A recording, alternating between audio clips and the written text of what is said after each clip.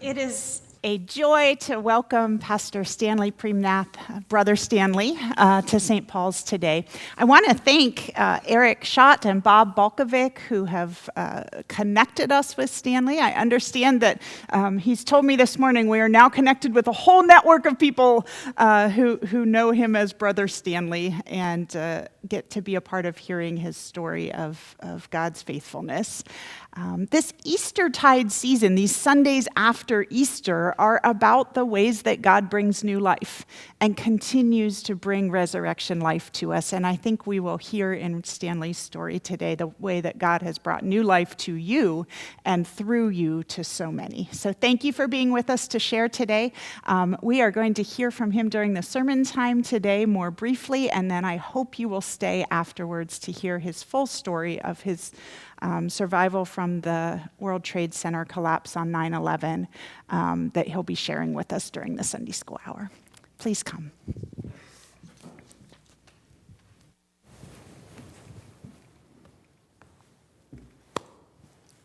Thank you, Pastor. Thank you. Ladies and gentlemen, always a pleasure to be in God's house. Left New York yesterday, traveled for close to 7 hours, and my dear wife and I, we made it in one piece. I have just about 15 or 16 minutes. If I go over to 17 minutes, you just look at me, point to your watches and says, out of here. All right, so upon invitations, I've been traveling around the country and outside of the country to tell people of God's deliverance message. So we have gone to just about every little corner, nooks and crannies around the country and outside. And it's a joy to share that message with you this morning. But I want to take you back to that infamous day when the greatest atrocities were created or committed in our soil in America. You thought that you live in a country that's impenetrable. You thought that you live in a country where nothing can go wrong. Well, that was the day I thought I would never see another day. I would never see my dear wife, and I would never see our 2 children, Stephanie and Caitlin. I would never see them again. But we serve a God who is big and powerful and mighty and able and who can do all things. And this morning I'm here to tell you very briefly what really happened that day. You've looked at the TV and you've heard the news and listened to the interviews and everything else, but you couldn't grasp the real essence of what really happened. And I always ask myself, Stan, why you? Why? Until I stop one day and ask myself, why not you? 9/11, 24 years ago. Nice day, beautiful sunshine. And I'm getting dressed and I'm telling my wife, I said, I'm going to church, I'm going to wear my khakis, and I'm going to wear that shoe. She said, that's an ugly pair of shoes. She said, for $110, Stan, I could have gotten you a Clark's, a Bostonian. And she went on the list of all these shoes. I don't even know the names. She buys, I wear. And it's as simple as that. We go to the store, she goes in, I sit at the outside and I hold the bags, and she comes, we go and eat, and that's my shopping. And she says, no. I'm like, okay, I'm going to wear the shoe. And I'm taking a shower, and she is fixing her hair, and she is telling me she is having a bad hair day. And I'm like, what's a bad hair day? And I'm carrying the prayer that I carried all my life. Lord, cover me under your precious blood, take me to work, bring me back home in peace and safety. For whatever reason, over and over and over, nobody's hearing anything. I left, picked up the car, drove to the borough of Queens, jumped in the A train, the letter A, Lower Manhattan. About an hour and a half total traveling. Got in the elevator, took the local elevator from there, went up to the 81st floor. I worked for a company they call Fuji Bank Limited. I helped to run the global operation, and I work on the 81st floor. When you work on the 81st floor and you look down, everything looks small. If you look down from the ledge, you see cars and trucks and buses, looks like little matchboxes. Statue of Liberty right in the corner. And if where I sat, if you were to swivel in the chair and you look this way, you could see part of the Brooklyn Bridge, Statue of Liberty, Jersey City, overlooking the Hudson. Spectacular view. You're high up, and planes flew at the same altitude. Walk in the office.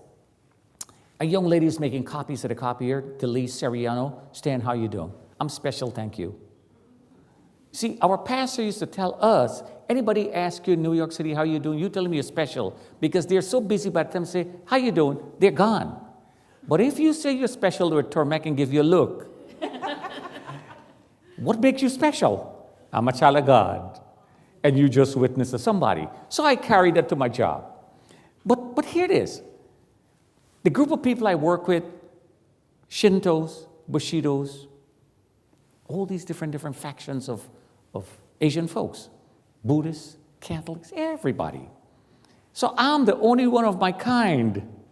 But I took my religion seriously, and my Bible was always on top of my desk, always. You can do whatever you want. You can pray to whoever you want. It's okay. This is my Bible. This is what I'm going to do. But they knew me, and they don't cross that line. So I worked as an assistant vice president at the time for that company, Fuji Bank Limited. As I walk into the office, exchange pleasantries with this young lady, the phone rang. Pick it up. Stan, are you okay? Yeah, I'm fine. Hung up the phone. Again and again. My mother, my three brothers, Steve, Paul, Bill, you're okay, you're okay, you're okay. I'm saying to myself, that's a lot of love here.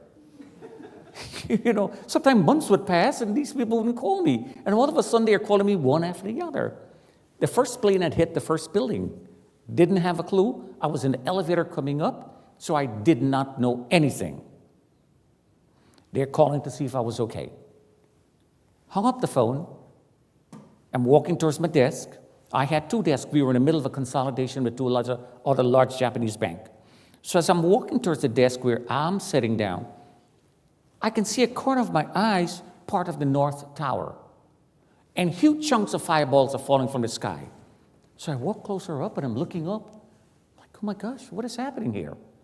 And I call out to Delise, come take a look. So she and I were looking up because the plane had hit the first building way up high.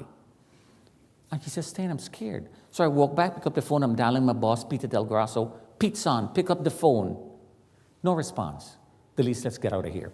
Ran out of the office, run down the hallway or the corridor, took the local elevator, went to the 78th floor. We had occupied 4 floors of the Trade Center, 79, 80, 81, 82, 4 floors. We got there, multiple elevators, lots of people, pushes the button, and here we are, downstairs. I stepped out of the elevator, and the security guard looks at me and says, where are you going? I say, I'm going home. He says, no, your building is safe, it's secure, go back to your office. What do? All your bosses are in that elevator. Come on, Stan, we don't have all the time. Come on, Stan, the man. You're not scared to go back up? And I'm still not sure why I should be scared. So I'm standing up half-heartedly and deciding what to do, and the young lady says, Stan, I'm scared, I want to go home. All right, go home, take the rest of the day off. Stan, how can you do this? We have a business here to run. No, I'm running the operation, she is going home. And that was probably the best decision I ever made. And I don't speak to my bosses like that, never spoke to them. So when I said that, they were like taken back, like, whoa, Stan. But she's gone, and she's walking away, she's, Stan, are you sure? Go. She's gone. Half-heartedly, I'm deciding what to do. And I want you to picture yourself in my shoe. Jack Andriacchio is holding on one side of the door, and Manny Gomez on the other side. The door is trying to close, and they're holding back the doors. And I'm deciding, should I go, should I not? Come on, Stan, come on. All right. And that brief second, I'm reliving 1993, February 26th, when the truck bombed the place the first time. 1,200 pounds of explosive. The man walks away, wired it to remote control, and presses the button, boom. And my boss and I, at the time, we were having lunch, about 12:15. We sat across each other. I remember she had ordered Chinese food, and she ordered pork chops and rice, and they put a big boiled egg right in the middle. I remember that. And I sat down, and everybody is screaming when the bomb exploded and the smoke rose from the vents. I remember all that. Stan, how can you eat at a time like this? No, if I'm going to go to the Lord today, lady, look, I'm going with a full stomach. And that's what I said. And I got home 2 o'clock the next morning. So Jenny there thought I was gone.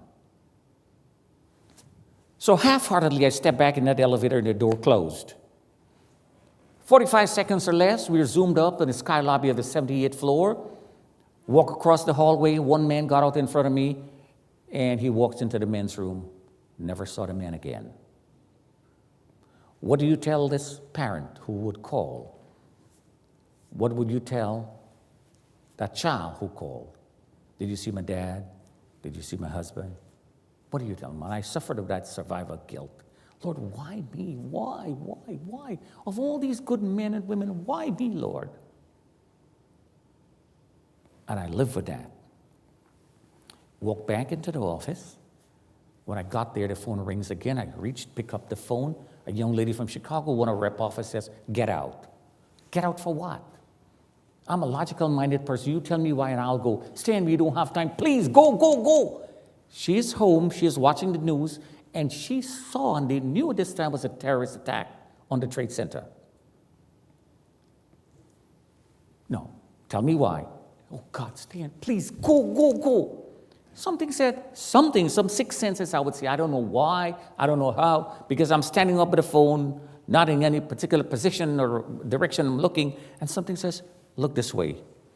What I saw was a giant airplane heading towards me, eye level, eye contact. And the plane is tilting like this. And I'm mesmerized. And I can still hear, even until now, the sound that its engine is making.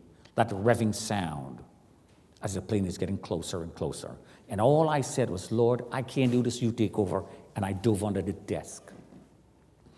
And with the most thunderous sound, the plane, bam, into the building. Upon impact, the floor above me collapsed and is hovering. It looks like a giant wrecking ball came and just ripped this entire office apart. One floor was like 1 acre square. Everything is flattened, broken, damaged. It looked like matchboxes and matchsticks. All the windows are popped. What you didn't see on TV was the air pressure was so great, it was sucking everything out. You can hear that sound. And all around me are flames. One way or the other, I'm going to die. But the only desk that stood firm was the desk I'm hiding under. Everything else was gone. And I'm screaming, Lord, I don't want to die. Please send somebody, anybody to help me. And one person heard that scream. The person later told me he was coming down from the 84th floor with a group of 6 other people. When they heard the scream, the other people said, something worse is happening. They ran back up. They made the wrong choice.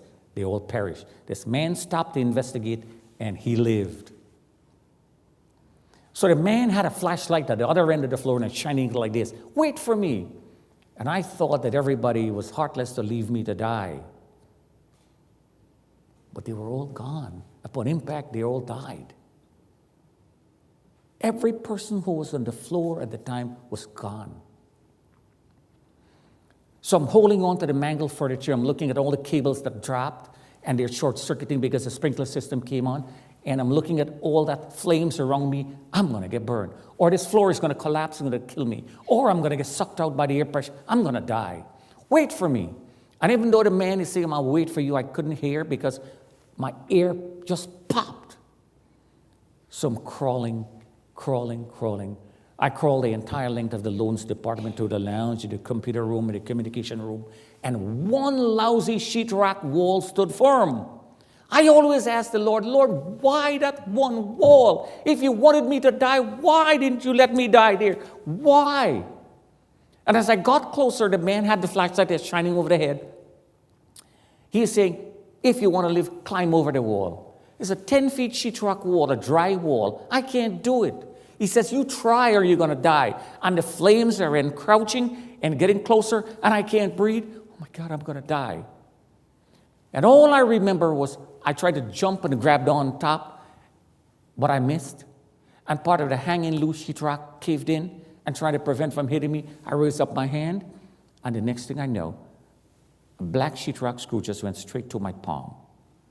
I'm in worse shape than before. What happened? A nail went in my palm. Bite it out and try again. I can't do it. Is it attached to a piece of wood? Yes. Hit the wooden nail, it's going to come out. Took a second option, hit the nail, the wood, the nail came out, and the hand just ballooned.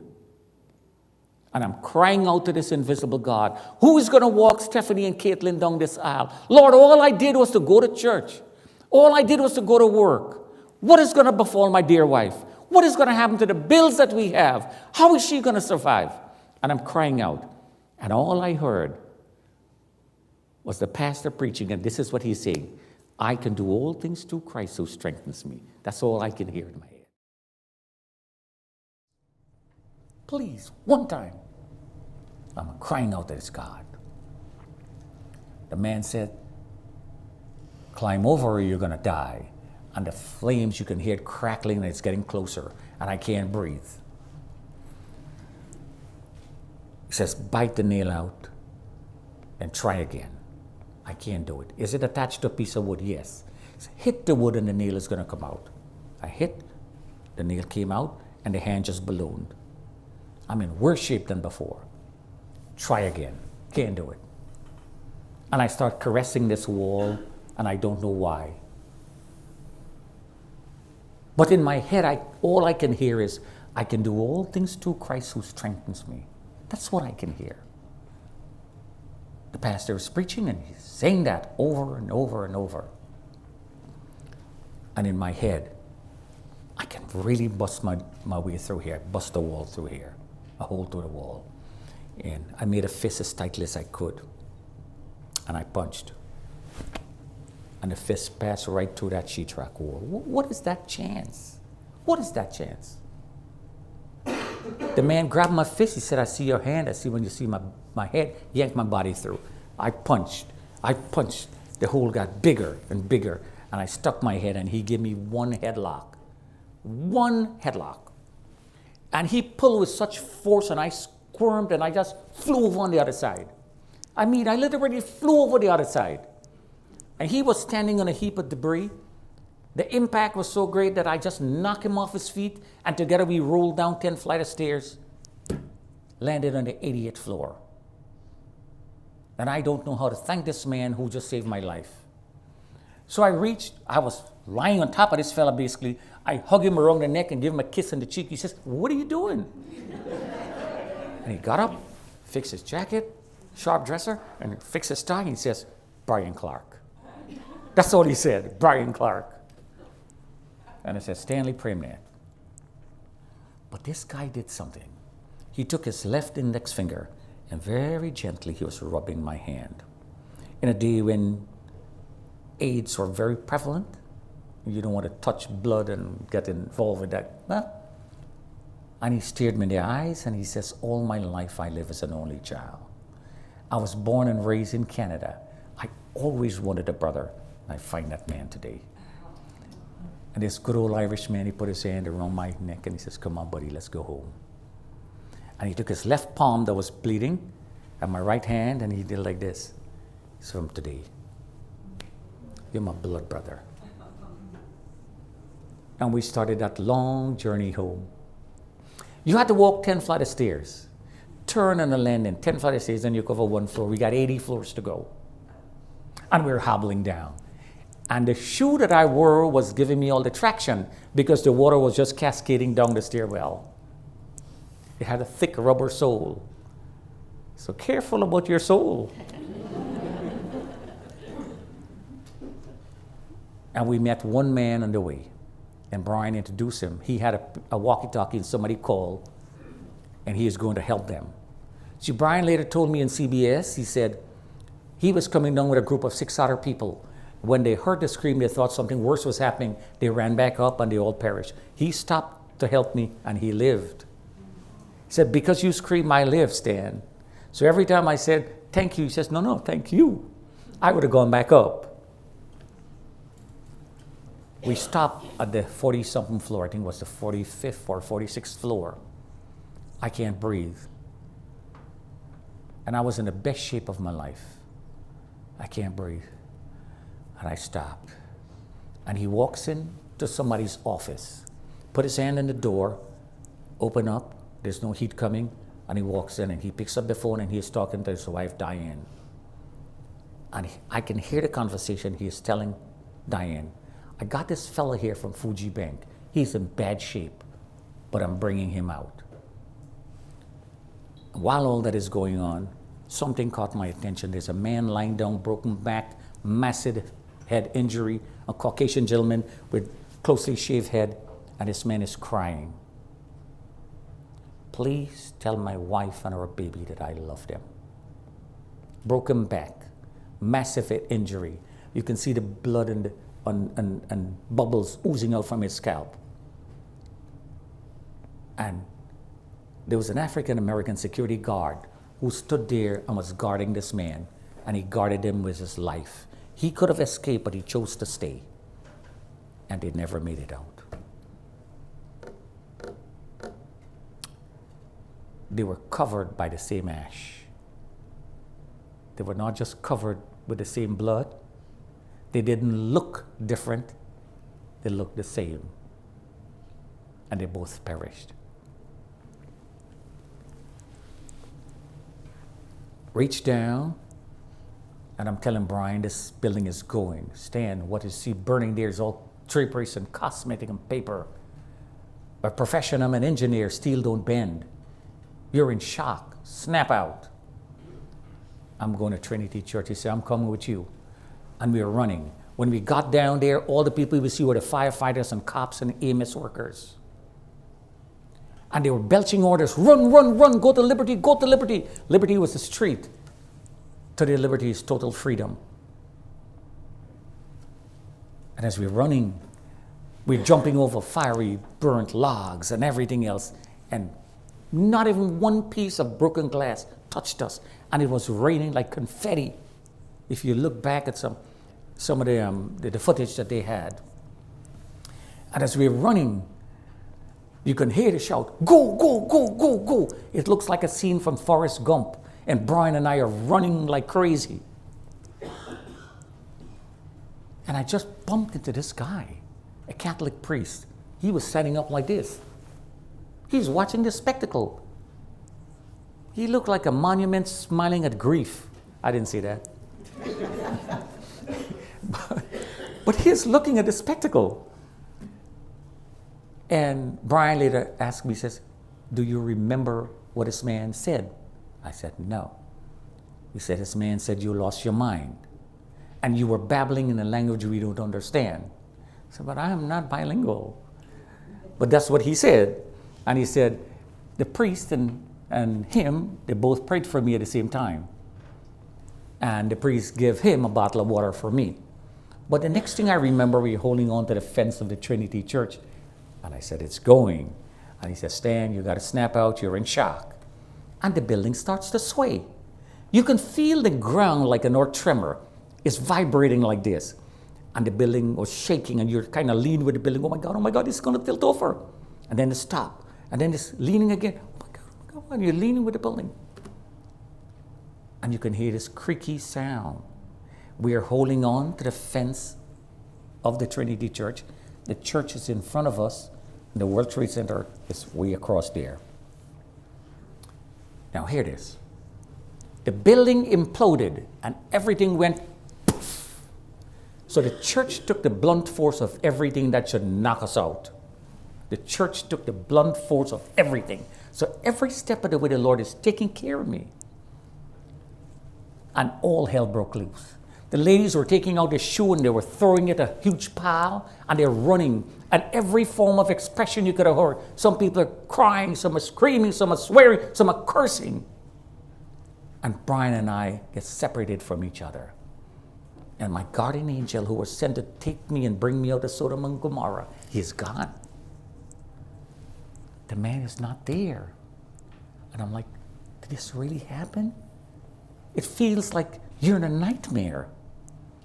As the building imploded, it created a vacuum, and all the smoke that was in the cross streets and the air, it was dragging it towards the core. So it looks like a giant tsunami of smoke coming your way. And everybody is enveloped into this giant smoke tsunami. So the people who you're seeing who are roped around, like they're disappearing in a mist, in a cloud. My God, this is not real. And you can hear the F-16s hovering over lower Manhattan. And nobody knows what is happening. And in my heart, they're bombing the financial area. Jenny had worked for the New York Stock Exchange, but their building was hidden over the Brooklyn Bridge because of security reasons. They didn't work in the exchange. They did the software update and all those good stuff for the building. And she had worked in their legal department. So I got to go save Jenny. I'm looking for something. I'm looking for somebody. I don't know what I'm looking for. But I got angry. I mean, really angry for the first time. And I always tell myself, I can really do collateral damage if I choose to. I choose not to. But I can do a lot of damage if I choose to. But I'm looking for something, somebody. And I see a man driving a white 4x4 pickup truck. He is driving on top of the sidewalks and everything. And everybody is getting away from the lower Manhattan. So I ran alongside the door, yanked the door open, jump in. I look at the man and says, one word from you, dead. Drive. Now, look at me. Covered in blood. I look like one of the bad guys, right? Of course. You don't have to say it. I look like one of the bad guys. So the guy looks at me, he's scared. So he reached on top of the dashboard, pick up a white box, a cigarette, and says, here, smoke. I said, no, I have enough smoke for one day. So he smiled a little bit, and I'm like, okay. So he's looking at me, said, drive. We're to Brooklyn Bridge. He reached the ramp of the Brooklyn Bridge. I yanked the door open, thank you, jump out, and I'm hobbling.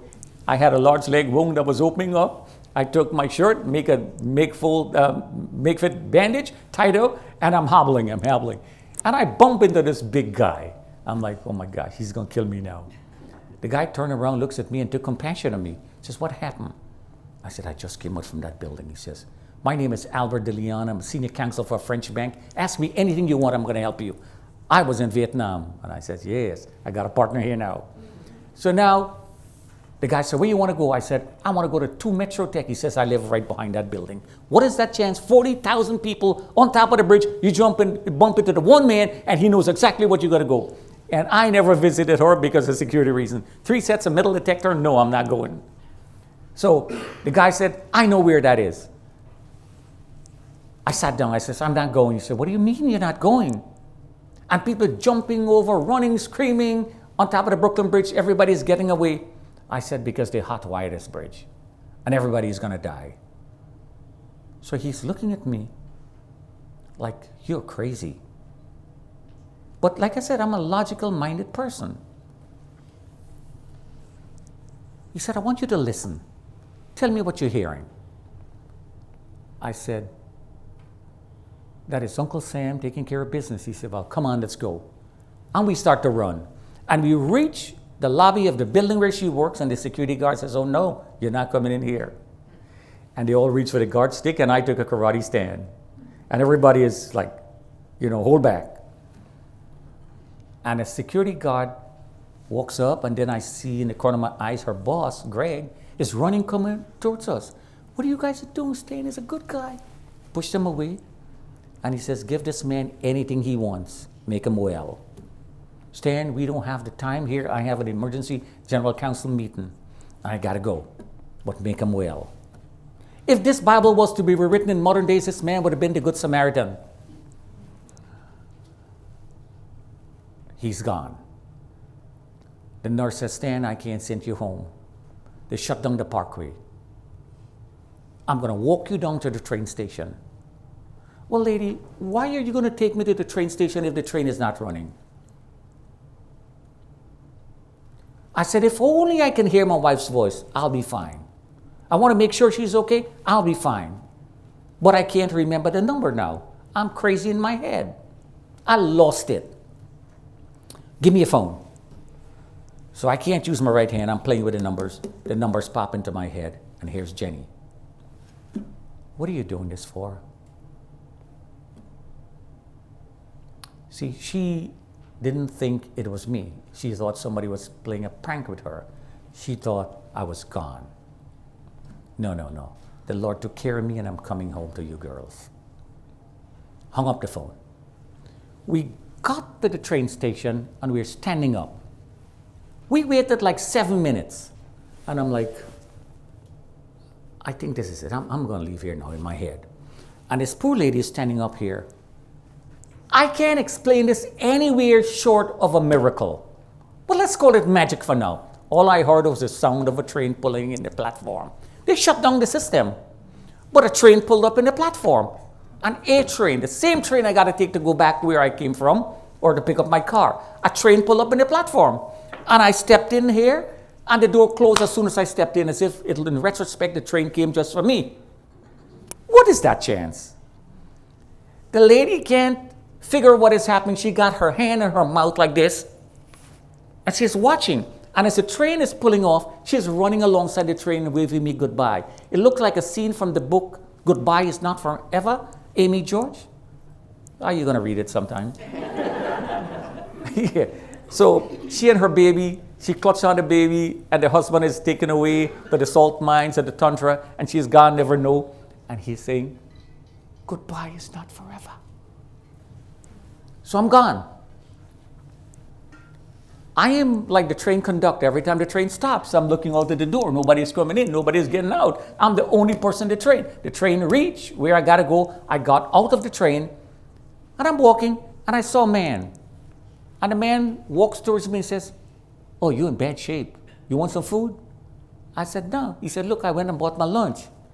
This is some lo mein, this is some water, and this is a plate in this bag here. You can have it. No, no, I'm fine. He says, oh, I own that insurance company across the street. I'm the owner. You can come in there and sit down. No, no, no. Went back to the car. When I got to the car, I realized I can't put on the seatbelt because I'm swollen. And I'm saying to myself, well, today, Stan, you're going to have a ticket. Who cares about a ticket on a day like this? But I tried to buckle on the seatbelt, and like a robot I drove, and here I am standing in front of the porch, and all the neighbors, Gigi and Toots, and everybody came out, and Carolyn, they're hugging me. Oh, God, Stan, thank God you're saved. Jenny is standing up. Caitlin is in the right hand. Stephanie is there. Caitlin is getting married in 2 months. Stephanie is married with 2 children. And we're going to have an empty nest. I just threw that in. So, I reach for Caitlin, and the child is screaming, please don't touch me, you're not my daddy. She can't recognize me. Too banged up, too bruised out, too bloodied, too haggard looking. You're not my daddy. She's hiding behind Jenny, screaming. I reach for Stephanie. The child had a butter knife in one hand, just had a sandwich. The child says, Dad, if you didn't come home, I was going to kill myself.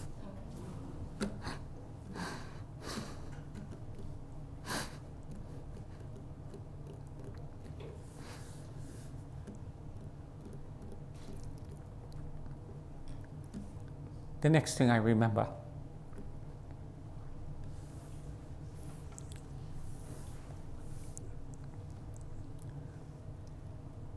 a doctor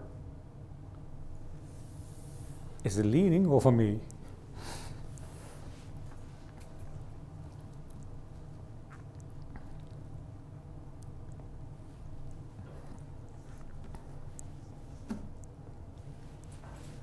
And the doctor is saying, this man lost his mind.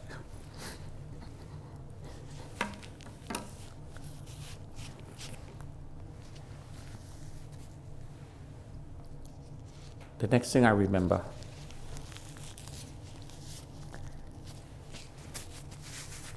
I'm lying down on the couch. I'm afraid to go to sleep.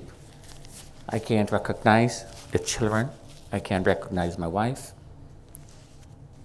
The bad guy is going to come back for me.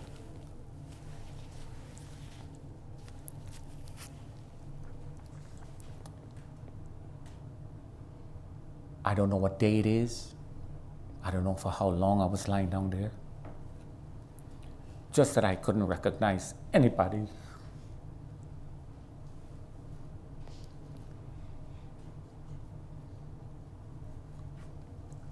And I'm watching the news, and all I'm hearing is 911 is an emergency number. And I can hear the pastors preaching again. And he's saying all the answers to life is in the Bible. Jen, can you bring my Bible, please? And she brought the Bible. She's stretching like this, handing me the Bible. I'm like, why is she stretching? Give me the Bible. And the Bible is losing, it's falling apart. An old King James version with a zipper around. And I'm flipping through the pages. I'm looking for 911. All the answers to life is in the Bible. And the page just flew out. Psalm 91, verse 1. I'm looking at, that's 911 right there. My gosh. He that dwelleth in the secret place of the Most High shall abide under the shadow of the Almighty. Good stuff. I'm reading on, and he shall give his angels charges over thee. I'm reading on, with long life shall I satisfy him and show him my salvation. And I snapped out. And from that day I could recognize people and faces and places and everything. I'm recovering fast. And the insurance had, the coverage that we had, I had 10 sessions of counseling. So the first day I went counseling, the counselor said, tell me why you're here. You can lie down, sit down, stand up, make yourself comfortable. I told her, a Jewish woman, and by the time I was done, she was in tears. So I ended up telling her about the saving grace of God. And she accepted the Lord right there. And I knew in my heart from that day what my calling is. You know, sometimes you go to church all your life and you don't know what you're called to do. Well, I realized through that event, I'm healing fast. Went back to normalcy. And then in 2006, I'm having this nightmare over and over and over. I'm screaming in my sleep, and I can hear the voice, you're not doing what you're supposed to do. And I can't see the person, and I'm gonna get up. Oh my God, I can't sleep. And she would tell me, Stan, I don't know what you're doing that you're not supposed to do. I don't drink, I don't gamble, I don't smoke, I don't go to the parties, I don't do that. You tell me what I'm doing. I don't know, Stan. You gotta work that out. And then I was in Springfield, Missouri, and then one of the pastors there, Pastor Scott Temple, he passed away last year. He says, Stan, are you okay? I says, no. He said, you look terrible. I'm like, that's a bad thing to tell somebody, man. Come on. A good-looking man like me, you tell me look terrible? Anyway, he said, I want to pray for you. We were in a parking lot. He didn't touch me, just raised his hand like this. A half-a-minute prayer. I don't even remember what the man said, but as soon as he was done, boom, I knew exactly what I had to do. I got home, 1 o'clock in the morning. She made some tea for herself, hot up some food for me. I'm eating. Next morning, I got to go, well, same morning, I got to go back to work. I'm traveling every weekend all over the country. And she says, okay, what happened? I told her. And she says, so what happened? So I said, I'm going to be a pastor. She says, you're not going to be a pastor.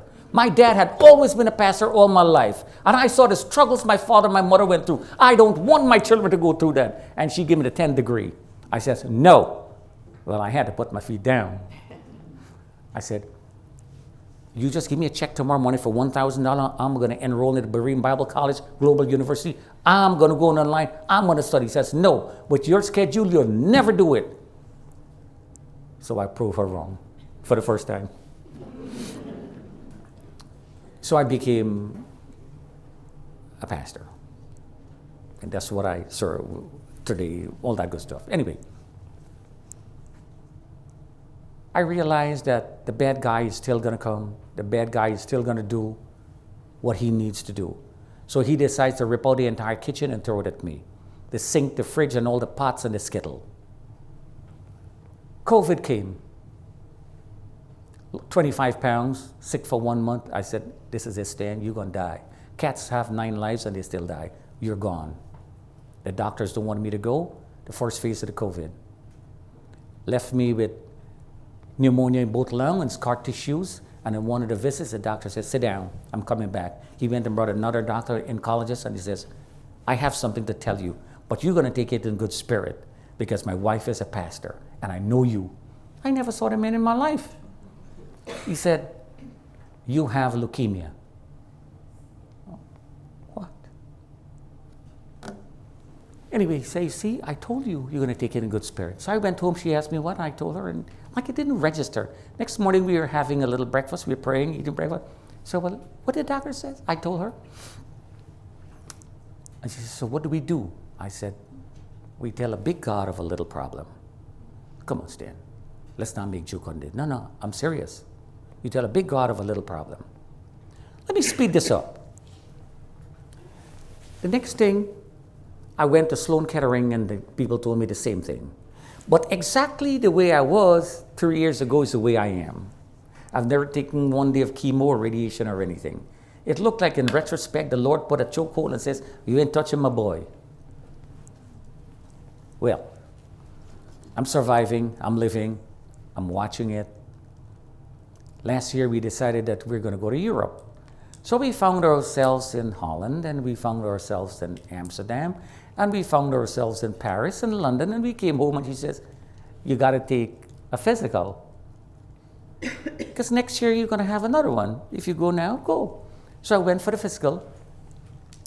And the doctor said, I don't like what I see. And he said, take this step and this step, this step. And he says, we don't not like what I see still. And the next thing I know, he told me, the 4 main arteries are 78 and 90 and 100% clogged. You got to take a quadruple bypass surgery. How many times do you kill one man? That's my question. So they cut me open like a pig, do what they had to do, hook me up back, and send me, and here I am, living by grace. You talk about a big, powerful God who can do all things. You talk about a God, if you call with all your heart and soul and mind and body and strength, He's going to hear and intervene. I'm telling you about that God today, who I've heard so much about and I've proved Him over and over and over. So if you're going through a situation where you can't handle it, if you're going through a period of your life where you can't figure what is happening, and you're telling yourself you're alone, rest assured you have a God who loves you and who cares for you. I'm talking about Adonai Himself, the Creator God, like the Hebrew Bible says. I'm telling you about Yahweh Himself, like the Jewish folks call Him. I'm telling you about that God. That God whose name is so powerful that you can't spell it out or call it. Adonai is written A ... in their scriptures. I'm telling you, that God is here today and who wants to intervene in your life. And all you got to do is surrender it. Make a pact with Him, and He's going to see you through. Whatever that situation is, lean your cares upon Him because He cares for you. Amen? Amen. If you have received it today in your heart, say, Lord, thank you. And if you feel blessed, give the Lord a hand of praise.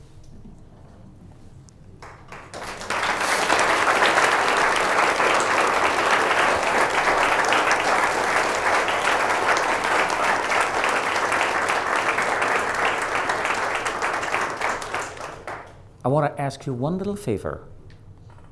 Whenever you remember that handsome brown guy, say a prayer in your heart.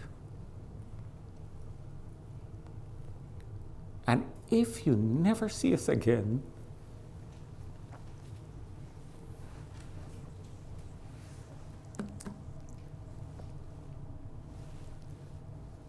we're someplace telling somebody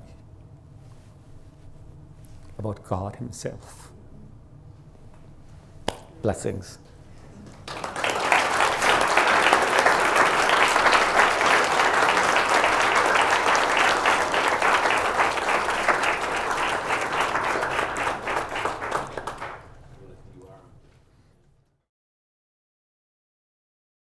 I am grateful to hear with you today a bit of his experience. We said just before we came in, a bit of his experience on 9/11 and then also on 9/12 and the days since and the ways that God has continued to be at work in his life and through him in the world around him.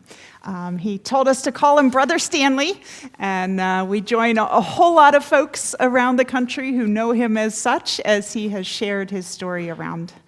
So thank you for being with us today. Thank you for sharing your story. And would you come now?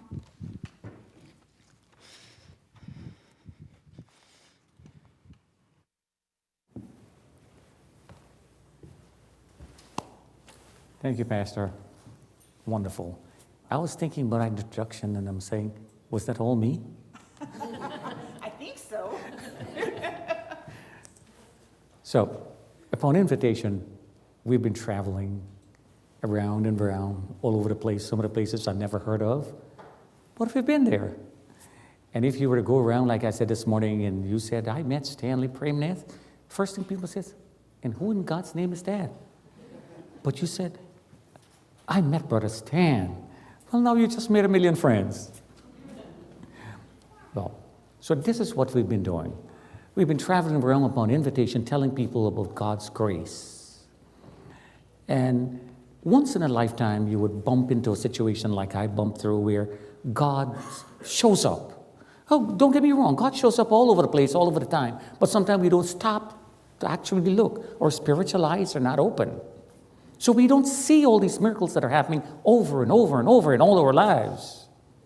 This morning we had the opportunity of sharing the 8:30 service and then during the Sunday school, and here I am now. So we talked about 9/11, but you never heard about 9/12. What about 9/12? I lived. God did a miracle. I'm excited, but I lost my memory. I can't recognize Jenny. I can't recognize Stephanie. I can't recognize Caitlin. I don't know who these people are. What is this strange woman doing in our bed? If my wife gets to know, I'm in trouble. I ain't going into sleep. And these children, they have to have a home. They're running around in the house. And I'm lying on a couch. And she would leave me a bottle of water, an apple, a pen, a notebook, and a telephone. If something jots my memory, well then, I can jot it down. And over, I'm watching the same news being shown on all the channels. And I don't have a clue what that was. I remember the last thing I remembered, I got home, and my little daughter said, "You're not my daddy." And she was hiding behind Jenny. And then Stephanie told me, "Dad, if you didn't come home, I was going to kill myself." And then afterwards, I remember I'm lying down and the doctor is saying to somebody on a telephone, and I can hear everything, "This man lost his mind." It may take a day, a month, a week, a year. Eventually, he may snap out, but there's no guarantee. I want to reach up, grab his neck, and pop him and say, "I can hear you." But I can't. I don't know how to respond in speech. So I lost everything basically. And then eventually it came back gradually. And this morning I shared how it came back. I called, "Give me my Bible." And she's stretching like this, "Give me my Bible." And she gave me the Bible. I'm turning and the pages are loose and they're falling apart. It's a King James version with the zipper around. And here's Psalm 91, verse 1, 911. It's an emergency number. That's what I remember the newscaster was saying. And I read, and then I snapped out. "He that dwell in the secret place of the Most High shall abide under the shadow of the Almighty." Wow, I snapped out. I went to counsel, and then the lady says, "Sit down, stand up, lie down. Just tell me what happened." And by the time I did, she was in tears. So I ended up telling her about the saving grace of God. And she accepted the Lord. And I knew what my calling was. And that was up to 9/11. So 9/12 came. What about 9/12? Well, Brian reached out because I had slipped him a copy or give him a business card, you see? See what happens when you get older, your memory is gone? So he gave me a business card, and Brian later called to check up on me, but I don't remember anything.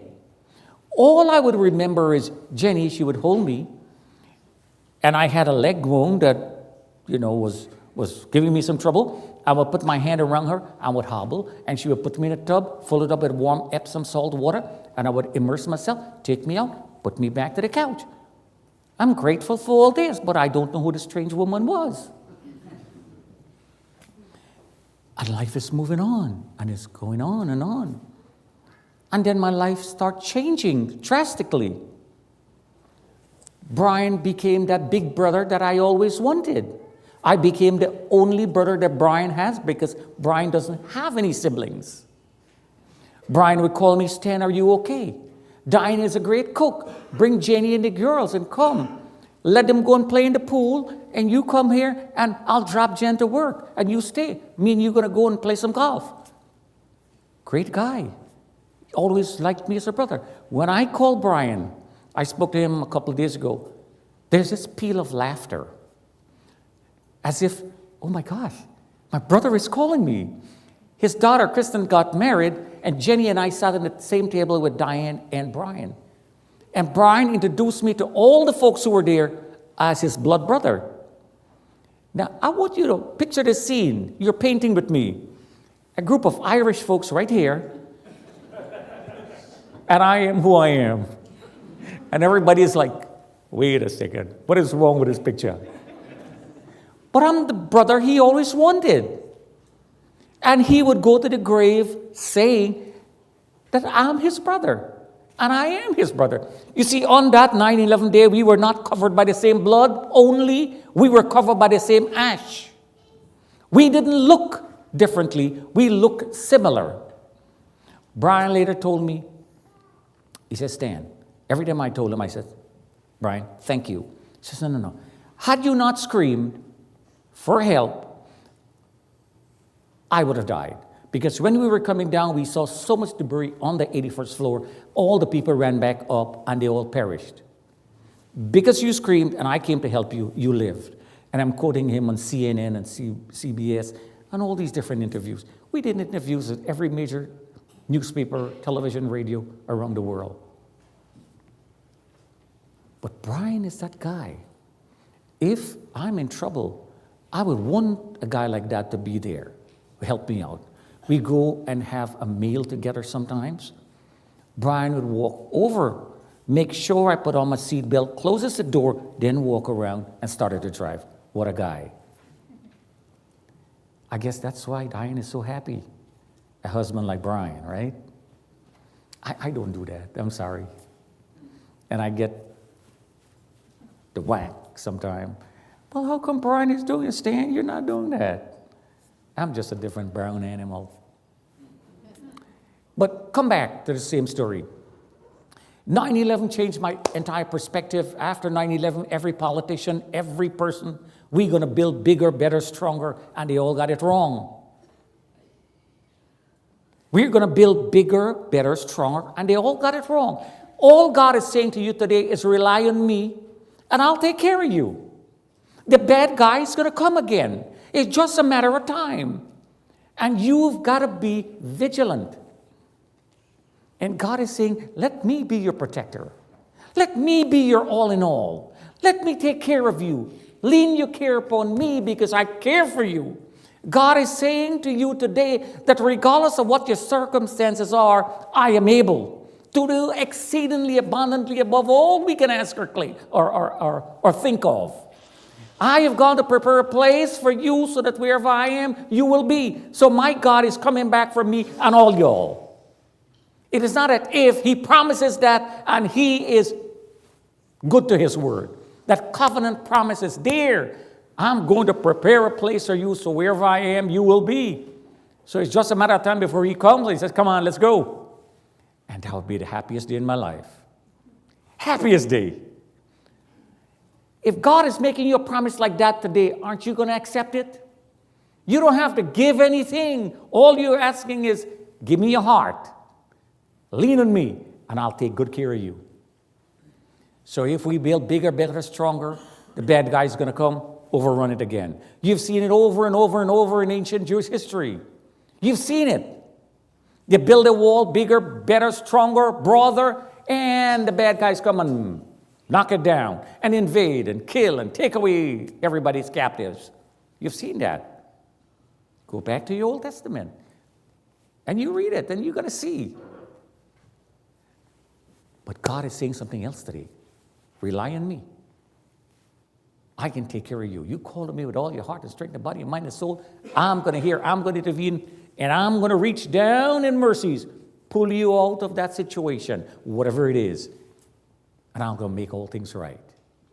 So I went through that whole period of things until I got to a point where I'm getting up every single night. I'm screaming. I'm having nightmares. And I'm dreaming and I can hear this sound in my head. You're not doing what you're supposed to do. And I didn't know what I was supposed to do that I was not doing. Talk about nightmare. Until, like I said this morning, I went to Missouri and this pastor, Pastor Scott Temple, decided to pray for me in a parking lot.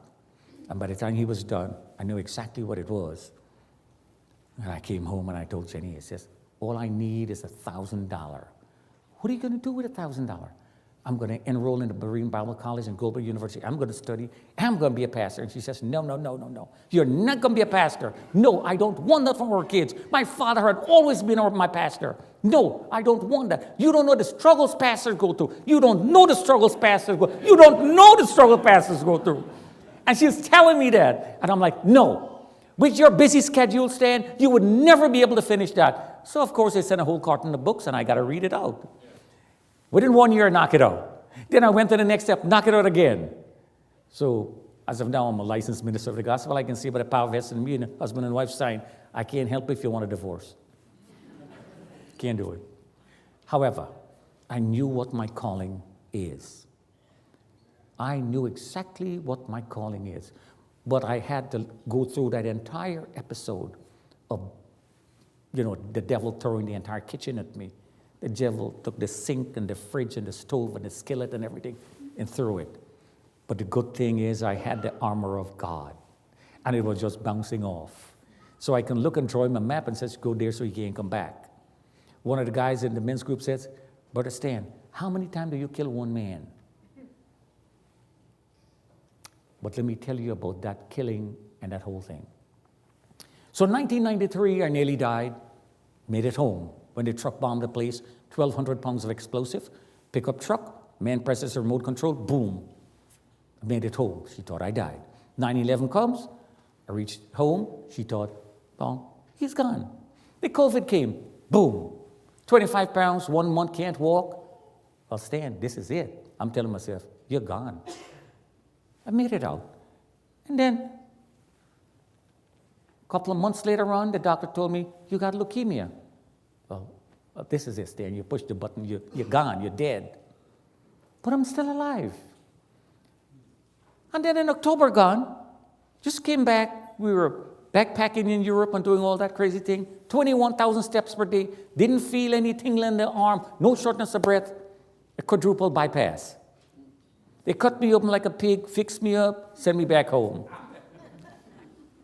I'm beating all the odds. But it was never about me. It was always about him. Had it not been for the divine grace of God, had it not been for his protection in my life, had it not been for the angels that encamp round about me, had it not been for that hedge of protection round about me, had it not been for his protective hand on my life, I would have been gone. But we serve a God who is big and powerful and mighty and able and who can do all things. That's the God I'm familiar with. A God who looks and sees, for his eyes look at to and fro. He sees everything. He hears everything. It's just a matter of time before he intervenes on your behalf. So when you're going through whatever you're going through and you're saying, I don't know what is happening. Look at the children, they're gone astray. Look at my son who is on drug. Look at my daughter. Look at my husband who walked out. Look what is happening. I don't even have a job. God is saying, on the other end of the spectrum, I got something waiting for you. That the measurement of this problem that you're going through, it's not big enough for the blessings I have in store for you on the other end. God is saying, I heard your petition. I heard your cry. I've seen it. I've gone through this. I've experienced this as a person just like you. Just hang in. Just hang in. The blessing is waiting for you right there. Right there. But all you got to do is be faithful. When God blesses you with a different standard in life, raise your standard of giving, not standard of living. Bring your tithes into the house. You give it to the Lord and you watch where your blessing is going to come from. I learned that a long time ago. When we got married, I remember I was out of a job. I lost my job. But we never told anybody. And out of my little money that we collect for unemployment, I give my tithes and pay my offering. And the Lord blessed us. And He blessed us. And He blessed us. Today I'm fully retired. So if I want to get up at 10 o'clock in the morning, it's okay. I took my watch and put him in a sock so he can't fly all over the place and took a hammer and busted up. Time does not exist. Time does not exist. It's gone. It's done. But today I want to tell you that you serve a God who is loving. You serve a God who is able. And you serve a God who can do all things. And your situation is not beyond repair. Brian has gotten a brother. The only brother he ever wanted, he got. God is giving me another lease in life. And I'm enjoying doing what I do, telling people about God and His grace. He has given me that power to do it in His name. I've never picked up a phone and says, look, I'm coming, or I'm going to your church. No. But if you call me, I would never tell you no. I would go. Jenny asked me yesterday, she says, Stan, are you tired? Are you going to make it? 7 hours you're driving? I said, I'm okay. If God wants me to go there, He's going to make my rough path smooth. He's going to take good care of me. I can stay home, and I can choose not to go, and the bad guy is going to do whatever he wants to. But I've made this pact with the Lord. Lord, get me out of this jam. Please, get me out of this jam. Anything you want me to do, I will do. He kept His covenant promise. Don't you think it's time for me to hold on to that promise? I promise you I'll do it, and let me do it, please. Can you imagine the situation where God says go and you said no? Well, I can be like Jonah. I choose not to. He says go, I'm going. Sometimes I'm tired. I suck it up, but I still go. I still go. You know why? If He can keep His hand in the bargain, I can keep mine. If He removes that hedge of protection round about me, I'm gone. Today I just want to encourage you and tell you that regardless of what your situation is, hang in tight. God is about to do a new thing in your life. He's about to do a new thing in your life. You may not see it today, you may not see it tomorrow, but that time is coming. Your time is coming. Like people told me, he says, go play a lotto, go play a lotto. No, I've already won a lotto. I've won a second lease in life. What else can I ask for? So if you never see us again, remember us in your prayer. And rest assured, we're in another church, another government office, another place, someplace in the world, telling somebody about God and His grace. Amen? Amen. If you receive it, give the Lord a hand. God bless you.